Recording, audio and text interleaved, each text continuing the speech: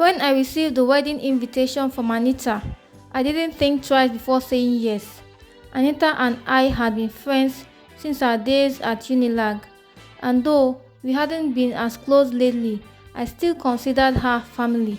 The invitation was for the wedding of her family friend, and the groom's name sounded familiar, but I didn't think too much about it, since many people can have the same name. However, I had no idea that accepting it would unravel my entire world. The wedding was set to take place at Emerald Gardens in Victoria Island, one of those high-end event centers where everything sparkles, from the chandeliers to the guests. I spent hours getting ready that morning. I wore a flowy navy blue dress that hugged my curves just right, with gold accessories and soft curls that framed my face. I even got my makeup done professionally. I wanted to shine, not just for the couple, but because I was tired of feeling drained. You see, the past few months had been hard. My fiance, Michael, had been acting strange. He said he had to travel to Abuja for a huge business deal that would change our lives. I believed him. Why wouldn't I? He was everything I thought I wanted. Calm, charming, God-fearing, and very smart. He listened when I spoke, encouraged my business, and even helped me register my fashion brand officially. So when he asked to borrow 4.2 million naira for that import deal, I didn't hesitate. It was money I had saved for opening a boutique on the island. I thought, we were building a future together. What's mine is his. As he traveled, communication started to dwindle. At first, it was calls that went unanswered. Then he switched to texting. Network is bad here, he'd say. Meetings are draining me. Or, baby, please trust me, I'm doing this for us. I swallowed the lies. I waited. I prayed. The day of the wedding, I walked into Emerald Gardens feeling light. I was glad to finally attend something beautiful, something distracting. The hall was decorated with cream and gold flowers. A soft violin played in the background. Guests mingled, wine glasses clinked, and laughter floated in the air. I scanned the crowd for Anita. I didn't see her, but I saw her mom, who gave me a warm hug. Then the moment came. The music shifted. Everyone turned towards the entrance. The groom was walking in. The first thing I noticed was the way the lights hit his face. That face, familiar, so familiar. It belonged to Michael. My heart stopped. I blinked. No, I thought, it's not him. It can't be. But it was. Michael Edwards, the man I called mine. The man I prayed with, laughed with, shared my secrets with, was walking down the aisle, wearing a perfectly tailored black tuxedo and a triumphant smile. He wasn't walking toward me. He was walking to the altar to wait for another woman. The air left my lungs. I couldn't breathe. My hands trembled. I stood frozen, unable to move or speak. The people around me clapped and took pictures. I just stared. Then she entered. Angela Briggs, the beautiful, light-skinned influencer whose face I had seen a few times online. She wore a shimmering white ball gown, her long curly weave cascading like water, her lips curved in a radiant smile. She looked like the happiest bride in Lagos, and I was the biggest fool in the room. I staggered back, almost knocking over a waiter. He gave me a strange look, but I didn't care. I rushed out to the parking lot, gasping for air. I felt like vomiting. The betrayer hit me like a moving BRT bus. How could he? After everything, how long had this been going on? Was I just a backup plan? A cash cow? I sat in my car and cried. Not the quiet, graceful tears of heartbreak. I wailed. I screamed into my palms. I tore at my dress. I felt pain I didn't even know a person could feel. I wanted to drive home and disappear, but something inside me snapped. Maybe it was rage. Maybe it was pride.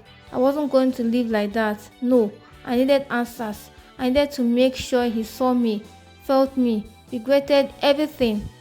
I wiped my face, reapplied my lipstick in the mirror, and walked back into the hall. I didn't sit, I didn't greet anyone. I marched straight towards the altar. Right as they were about to exchange vows, people gasped. Michael's eyes met mine, and I saw the blood drain from his face. Michael, I said, voice loud and steady, you're a liar, a thief, a bastard. Angela blinked at me in confusion. Who is this? She asked, looking at Michael. Ask him, I shouted, my voice cracking. Ask your so-called husband-to-be why he borrowed 4.2 million naira from me 2 months ago and disappeared. Ask him why he promised me forever. Ask him why I found out about this wedding from a friend who didn't know he was living two lives. Angela turned to him. Michael, what is she talking about? He stammered. The priest looked uncomfortable. The hall was dead silent. She's mad, he finally said. She's just bitter because I broke things off. I laughed, a deep, bitter laugh that echoed across the hall. You broke things off. No, Michael, you ghosted me. You lied to me. You stole from me. Anita ran up to me. Sandra, please, let's not do this here. No, I said. Let the truth be known. This man is a fraud. A scam artist. He promised me marriage, took my money, and now he's here pretending to be perfect groom. I will not stay silent.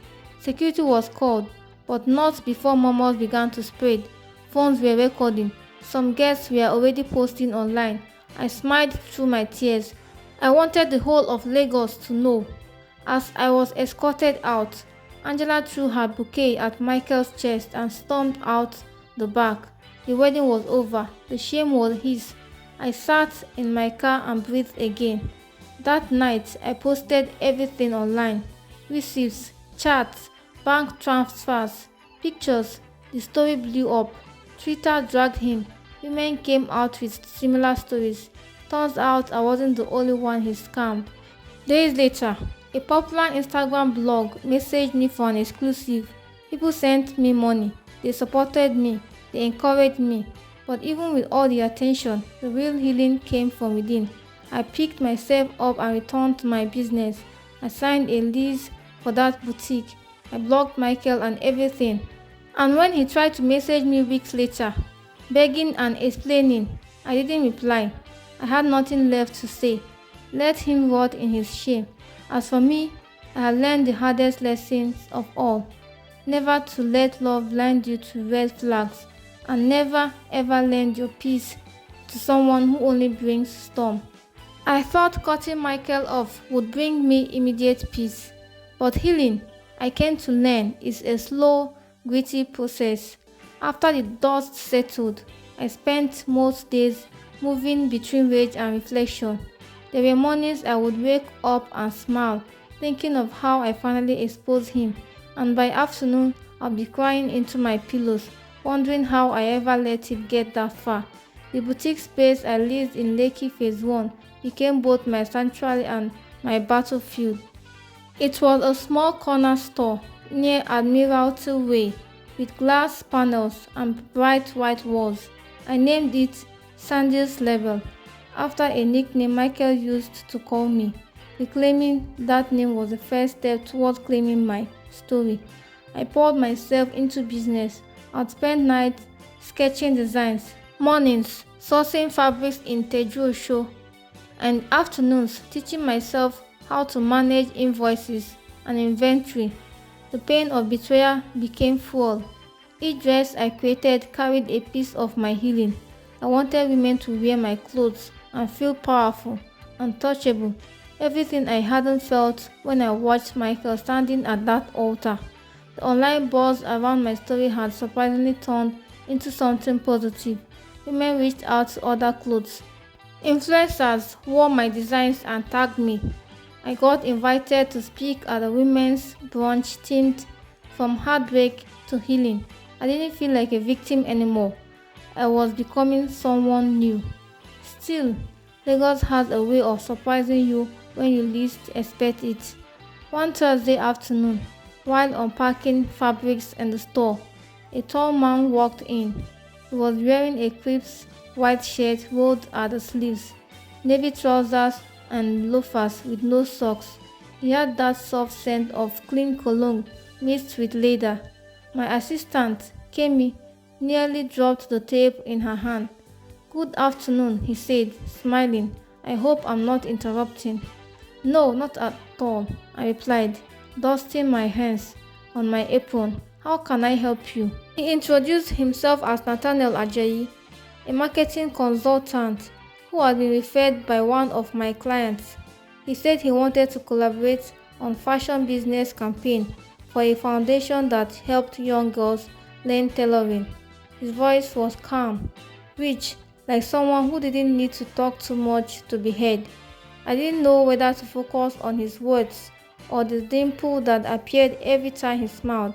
We ended up talking for almost 2 hours about business, Lagos, heartbreak, healing. I found myself laughing, really laughing, for the first time in weeks. He didn't bring pity or pressure, just presence. Simple, warm, honest presence. After he left, Kemi looked at me and raised her brows. "Auntie Sandra, this one is different though." I laughed. "Abeg, let me breathe small. I just want to focus on my work." But Nathaniel didn't disappear. He came back the next week with mock-ups of the campaign, then again to show me some of the girls they were helping. Before long, we were meeting over smoothies at Terra Culture, walking through Echo Atlantic at sunset, sharing stories about our childhoods. He knew my story, everyone did, but he never asked about Michael. He only asked about me. One evening, while we sat on a bench near Lekki Convention Center, watching the lights twinkle in the distance, he turned to me and said, "I know you've been through hell, Sandra, but you didn't lose anything. You just dropped the dead weight." I smiled. "It didn't feel like that at first. That's how healing starts," he said, in silence. "Then one day, you realize you are laughing again." I looked at him, at his sincerity, at his calm eyes, and the way he didn't try to fix me, just held space for me to be broken and whole at the same time. Something in my chest softened. But of course, life isn't a fairy tale, not in Lagos. Michael came back, not physically, but digitally. One night, while going through my emails, I saw a notification. "Michael Edwards tagged you in a post." My heart dropped. I clicked it. It was a long Facebook post, a pathetic attempt at clearing his name. He called me bitter, claimed I overreacted, said I twisted the truth for clout. He even had the nerve to post screenshots, carefully selected, out of context chat to make it look like I had known about Angela. Lies. I wanted to type, to drag him again, to post receipts, but I didn't. Instead, I posted a simple photo of me in my boutique, smiling beside one of the young girls from the foundation with the caption, "You don't have to prove your truth to people who benefit from your silence. Keep building, keep blooming." It went viral.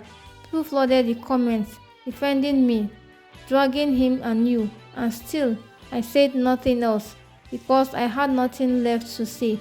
I was no longer a woman broken by betrayal. I was a woman reborn from it. And maybe, just maybe, I was ready to let myself be loved again. The days that followed felt like breathing in fresh harmattan air, sharp but cleansing. I had found my rhythm again. Business was good, my heart steady. I wasn't rushing into anything with Nathaniel, but his presence felt like soft music playing in the background, comforting, not overwhelming. He took things slow. He respected my boundaries. He never pushed for more than I could give. And in Lagos, where most men want everything without offering anything, Nathaniel felt like a miracle. One Sunday evening, he came to my boutique with ice cream, a flavor mix of strawberry and coconut, because he remembered I once mentioned I liked anything sweet and slightly sour. We sat on the floor among rows of Ankara fabrics, eating and laughing. "I like this version of you," he said. I smiled. Which version? The one that laughs with her whole body. I looked at him, a little caught off guard. I didn't know I stopped laughing. He didn't stop, he just forget how, but it's coming back.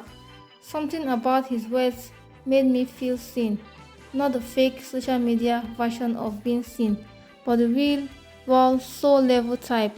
Weeks later, the foundation he worked with invited me to speak to a group of young girls in Mushin. Girls who had been abandoned, abused, or forgotten. I told them about my journey, from heartbreak to healing, and how I stitched my pieces together with thread, clothes, and faith. I saw their eyes light up. Some cried. One hugged me so tightly I thought I would break again, but instead I melted. That night, I lay in bed staring at the ceiling, realizing something quietly powerful. I was no longer angry, not at Michael, not at myself, not at the universe. Michael had tried to reach out again after his Facebook nonsense failed. He sent a long message on WhatsApp, apologizing, blaming, pressure from family, and even hinting at unfinished love. I read it and didn't even flinch. I blocked him. I wasn't interested in recycling pain or entertaining half-baked guilt. A few weeks later, the word reached me that Angela had publicly broken off her engagement to Michael. Yes, again. She had discovered he was using a fake business registration and had pending fraud cases in Abuja. I didn't celebrate. I just took it as confirmation that karma didn't use Google Map. It always finds the right address. One bright Saturday morning, just after my boutique reached its 1 year anniversary, Nathaniel showed up with a small box. Not a ring. Not yet. It was a custom gold pin. Delicate, elegant, with my initials engraved on a thread and needle symbol. For the woman who stitched her own heart back together, he said, sliding it into my palm. Tears filled my eyes, not from sadness, but from joy. Real, quiet, healing joy. That evening, he took me to a rooftop restaurant overlooking the Lagos Lagoon. As the sun sank behind the high rises, painting the sky with fire and gold, he reached for my hand and said something that settled in my bones like truth. Sandra, I'm not here to fix what someone else broke. I'm just here to walk beside the woman who fixed herself. And in that moment, I knew I had lost money, I had lost time, I had lost a man who never deserved me. But I had gained something far more precious, myself. And in Lagos, that's the real love story.